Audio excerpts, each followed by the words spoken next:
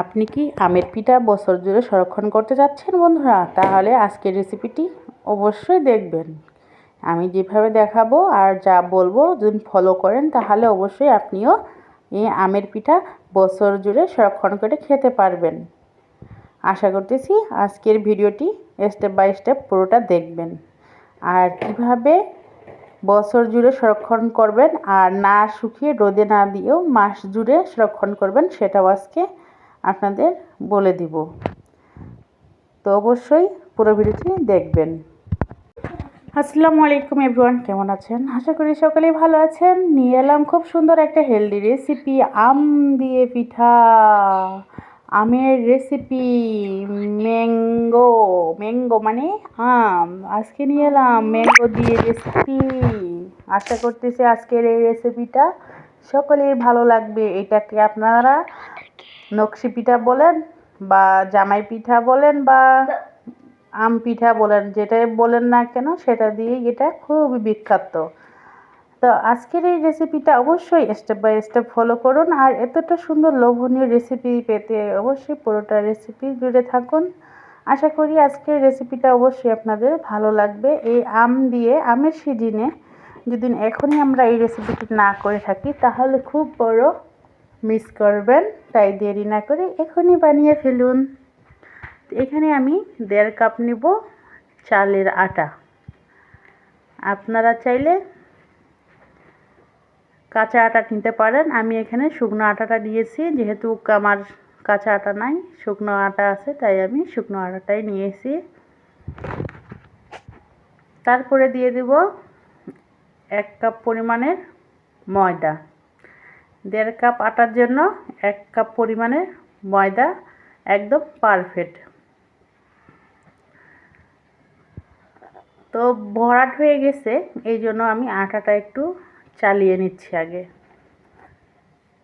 আটাটা অবশ্যই শুকান হলে চালিয়ে নেবেন, শুকান বা ভেজা যেটাই থাকুক না কেন চালিয়ে নেবেন। তাহলে কোনো রকমের কোনো কিছু থাকলে, কোনো গুঁড়া থাকলে এটা আটকে যাবে আর নিচে যাবে না, তাহলে পিঠাটা বানাতে খুবই সফট হবে। তো আমি এখন দিয়ে দিলাম আধা কাপের বেশি গুঁড়ো দুধ, স্বাদ মতো লবণ দিয়ে আমি ভালোভাবে চেলে নিলাম। দেখুন বন্ধুরা, চালানো হয়ে গেছে। তো আর এখন আমি নিয়ে নিচ্ছি আম। 2টা আম নিয়েছি আমি। এখন আম 2টা আমি কেটে নিব। তো আম 2টা কেটে নিয়ে কিন্তু আমি আমগুলা দেখুন বন্ধুরা সাইড দিয়ে কেটে নিচ্ছি। কেটে নেওয়ার পরে এরকমভাবে আমি গোল গোল করে শেপ করে, মানে কোনাচি করে শেপ করে আমি কেটে নিচ্ছি সবগুলাই। নেওয়ার পরে আমি চাকুটা রেখে দিব আর একটা ছোট চামচের সাহায্যে আমগুলো আমি খুব সুন্দর করে উঠিয়ে নেব। এরকম করে আমগুলা কিন্তু দেখুন কতটা সহজে উঠিয়ে গেছে। আর আমের ছালটাও খুব সুন্দরভাবে একদম পারফেক্টলি উঠে গেছে, দেখুন একদম খুব সুন্দরভাবে। তা আমি সবগুলো আমি কিন্তু এভাবেই উঠিয়ে নিলাম। তা একটি আম কাটা হয়ে গেছে, আরেকটি আমি ঠিক সেমভাবেই কাটিয়ে নিচ্ছি। তো আমের সিজনে এখন যদি এই আমের রেসিপিটি না করেন তাহলে খুব বড় ভুল করবেন, যে আসলে কি করলাম জীবনে, আমের এই পিঠাটাই খাইলাম না। তাই দেরি না করে কিন্তু অবশ্যই আমের এই রেসিপিটা অবশ্যই আজকে ট্রাই করবেন। মেহমান কিংবা ছোট বড় সবাই এই রেসিপিটা খুবই পছন্দ করবে। তো আমি কিন্তু আমগুলা ব্লেন্ডারে পিষে নিলাম পিউরি করে। আর এখন আমি একটা ছাঁকনির মধ্যে দিয়ে আমের পিউরিগুলা ছাঁকিয়ে নেব, যেন কোনো রকমের আঁশ বা কোনো কিছু না থাকে। দেখুন বন্ধুরা কতটা আঁশ বের হয়ে গেছে। তো আমের পিউরিটা হয়ে গেল। তো বন্ধু আটাটাতে আমি 1 কাপ পরিমাণের চিনি ব্যবহার করব। আর বন্ধুরা হাফ চামচ পরিমাণ বেকিং পাউডার দিয়েছি। এখানে আমি পানি দিয়ে দিলাম 1.5 কাপ পরিমাণ পানি দিলেই হবে, বেশি পানির প্রয়োজন নাই। যদি কাঁচা আটা হয় তাহলে 1 কাপ পরিমাণে পানি দিবেন, যেহেতু শুকনো আটা তাই পানির পরিমাণটা একটু বেশি লাগে। তো আমি আমের পিউরিটা দিয়ে খুব ভালোভাবে ফেটিয়ে উতলিয়ে নিছি। নেওয়ার পরে আমি এখন ধাপে ধাপে আটাগুলা দিয়ে খুব সুন্দরভাবে একটা ডো তৈরি করে নিব। এইভাবে দিলে কিন্তু কোনো রকমের দলা পাকা, কোনো রকমের কোনো কিছু থাকবে না। এইভাবে আটাগুলা দিয়ে যেদিন করানো যায় একটা ডো তৈরি হবে খুব সফট আর কোনো রকমের দলা ছাড়া। আর একবারে দিয়ে দিলে কিন্তু এটা ঝামেলা হয়ে যায়। তো আমার এটা কিন্তু 1.5 কাপ পানিটা প্রয়োজন, এটা আমি জানি, আগেও তৈরি করেছি, এই জন্য আমি জানি।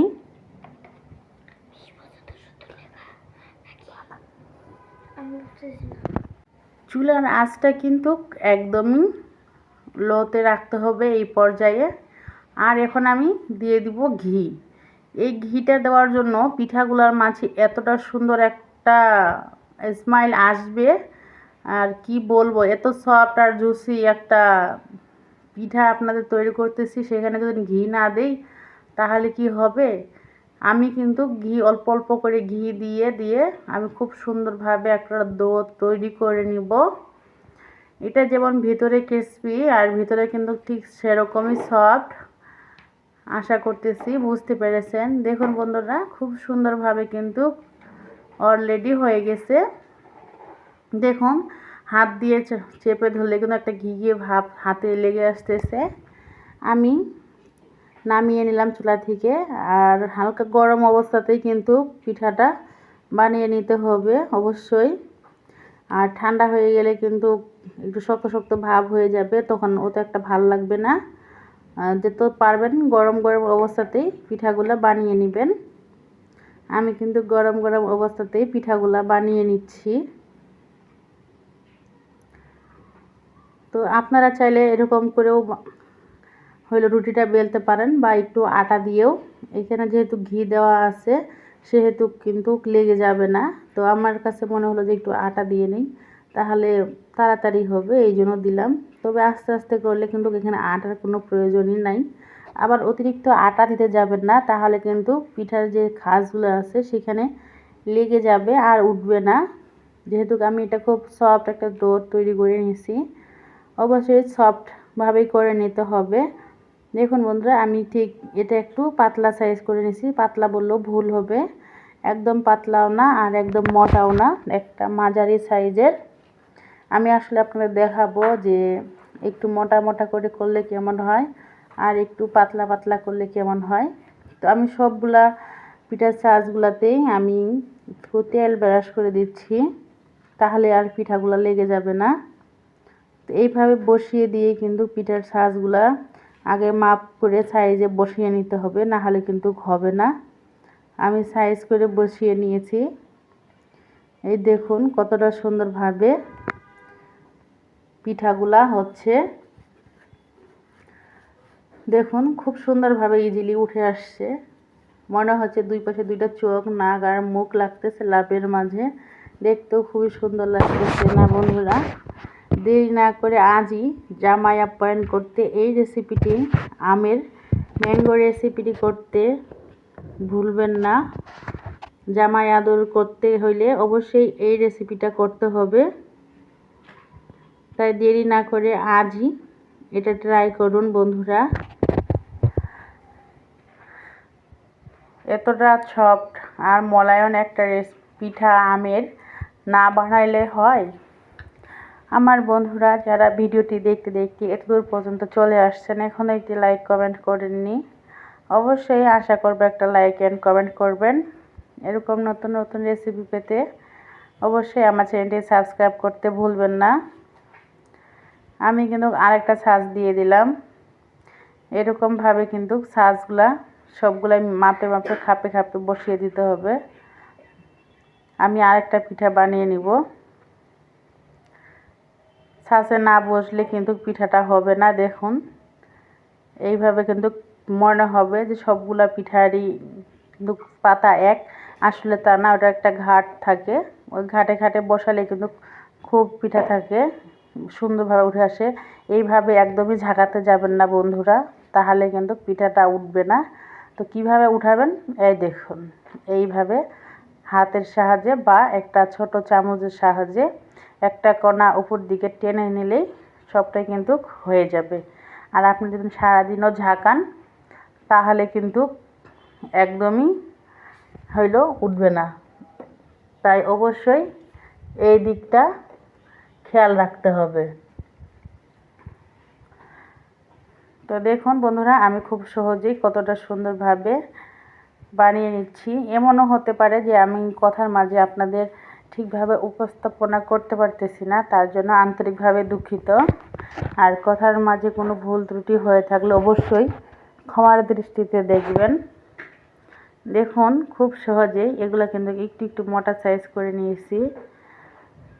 তো খুব সহজেই পিঠাগুলা কিভাবে আমি করে নিচ্ছি আশা করতেছি বুঝতে পারতেছেন। আর নয় খেজুরের কাটা, এভাবেই আমরা বানিয়ে ফেলতে পারবো খুব সহজে, ইজিভাবে, বাসার মধ্যেই। দেখুন কত সহজে বানানো হয়ে যাচ্ছে, ঝটপট। দেখুন বন্ধুরা, আমার কতগুলো পিঠা বানানো হয়ে গেছে। তাই দেরি না করে কিন্তু আজই এই জামাই পিঠা বা নকশি পিঠা যেটাই বলুন না কেন, তাড়াতাড়ি বানিয়ে ফেলুন আম দিয়ে। কতটা সুন্দর হয়েছে দেখতে, আর খেতে তো দারুণ, মাশাআল্লাহ। তো আমি এখন আপনাদের দেখিয়ে দিলাম কতগুলো পিঠা বানিয়েছি। দেখুন খুব সুন্দরভাবে কিন্তু প্রতিটা পিঠাই হয়েছে। আর যে ছাঁচের ডিজাইনগুলো আছে, ডিজাইনগুলো খুব সুন্দরভাবে কিন্তু উঠেছে। এদিকে কিন্তু পিঠা আমি চুলায় দিয়ে দিছি, এক কড়াই আমি উঠিয়ে নিয়েছি ভেজে। আমি দ্বিতীয়বারের মতো আবারও দিচ্ছি।